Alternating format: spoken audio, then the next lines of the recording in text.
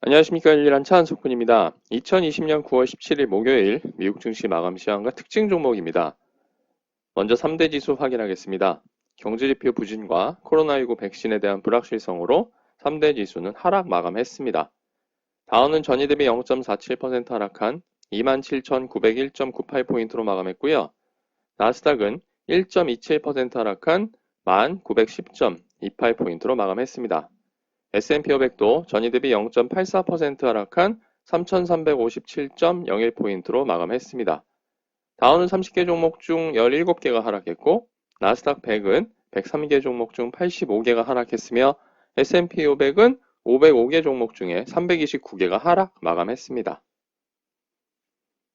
다음으로 주요 시장별 요약 확인하겠습니다. 미국은 전일 연준의 부양책 부재와 오늘 발표된 경제지표 부진, 그리고 코로나19 백신에 대한 불확실성으로 하락 출발했습니다. 어제 FOMC 결과는 시장에서 예상한 수준이었고요. 여기에 경제 상황에 대한 파월 의장의 우려가 더해지면서 오늘 장 분위기에 부정적인 영향을 미쳤습니다. 그리고 오전에 발표된 8월 신규 주택 착공 건수가 141만 6천 건으로 전월 대비 5.1% 감소하면서 예상치와 전월치를 하회했고요. 8월 신규 주택 허가 건수 역시 147만 건을 기록하면서 전월 대비 0.9% 감소했습니다. 이에 예상치와 전월치를 또한 모두 하회하는 모습을 보였습니다.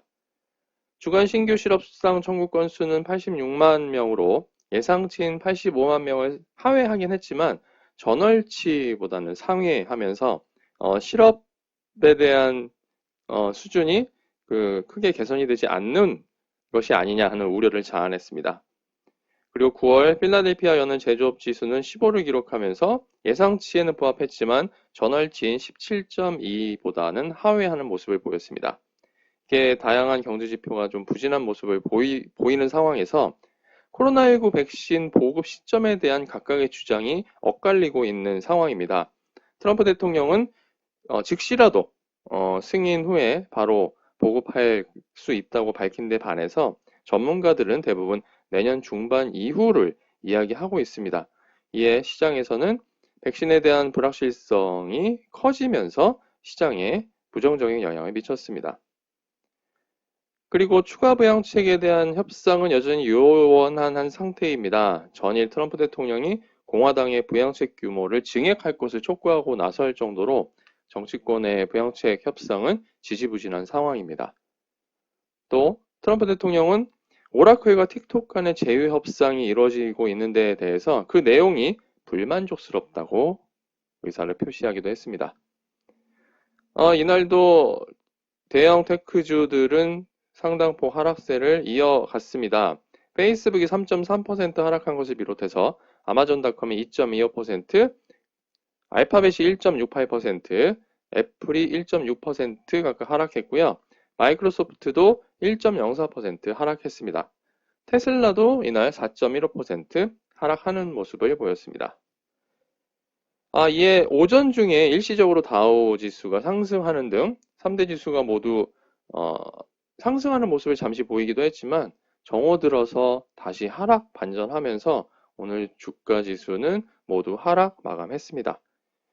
유가는 오페크 플러스의 감산 이행 강화 소식에 서부 텍사스산 원유 기준으로 10월물이 전일 대비 2% 상승한 40.97달러를 기록했고요. 금 가격은 FOMC 결과에서 추가 부양책이 나오지 않았다는 사실에 하락하는 모습을 보였습니다. 12월물이 전일 대비 1.1% 하락한 1949.9달러를 기록했습니다. 유럽은 경기 전망 불확실성에 하락하는 모습을 보였고요. 아시아 역시 FOMC 결과에 우려감을 나타내면서 하락 마감했습니다.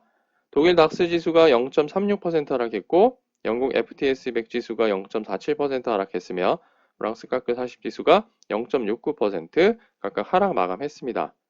또한 중국의 상하이 종합 지수가 0.41% 하락했고 니케이 225 지수는 0.67%, 홍콩 항생 지수는 1.56% 각각 하락 마감했습니다.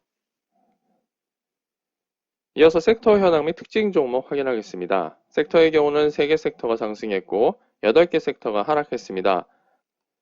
소재가 0.76% 상승하면서 가장 높은 상승률을 기록했고요. 다음으로 산업재가 0.23% 상승했습니다. 반면에 부동산이 2.19% 하락하면서 가장 부진한 수익률을 보였고요. 이어서 커뮤니케이션 서비스가 1.83% 하락 마감했습니다. S&P 500 중 상위 10개 종목 현황을 살펴보면 인산염 비료 업체인 모자익이 가장 높은 상승률을 기록했고요.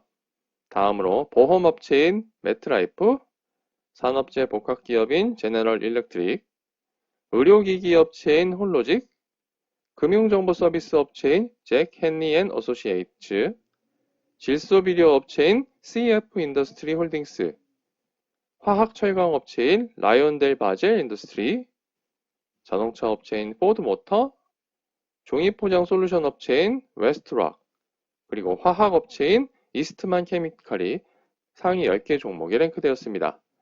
반면에 S&P 500 하위 10개 종목 현황을 살펴보면 유전체 분석 솔루션 업체인 일루미나가 가장 부진한 수익률을 보였고요. 이어서 방송통신 인프라 리치인 아메리칸 타워, 클라우드 스토리지 업체인 넷앱, 항공운송 업체인 사우스웨스트 에어라인스, 위성방송 업체인 DC 네트워크스, 보험업체인 아메리칸 인터내셔널 그룹, AIG, 전자상거래 플랫폼 업체인 이베이, 전기 유틸리티 업체인 엑셀에너지, 고령자 주거시설 리츠인 웰타워, 그리고 호텔 및 리조트 전문 리츠인 호스트 호텔스 앤 리조트가 하위 10개 종목에 랭크되었습니다. 그럼 이제 특징 종목 확인하겠습니다.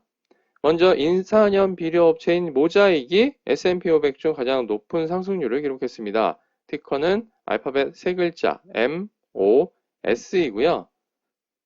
8월 매출이 예상보다 긍정적이라는 발표에 주가가 상당폭의 상승세를 보였습니다. 6.41% 상승했는데요. 비료 판매 개선세가 눈에 띈다는 내용이었습니다. 애프터마켓에서도 2.54% 상승 중이고요. 동종업체인 CF 인더스트리 홀딩스가 3.87% 상승 마감했습니다. 반면에 유전체 분석 솔루션 업체인 일루미나는 S&P 500 중 가장 부진한 수익률을 보였습니다. 전일 대비 7.58% 하락했고요. 티커는 알파벳 4글자 I, L, M, N입니다.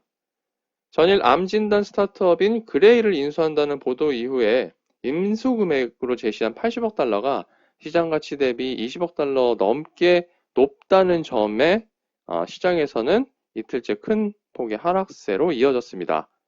애프터마켓에서는 1.13% 상승 중입니다.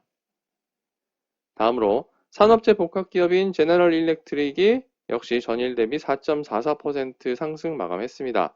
티커는 알파벳 2글자 G2이고요.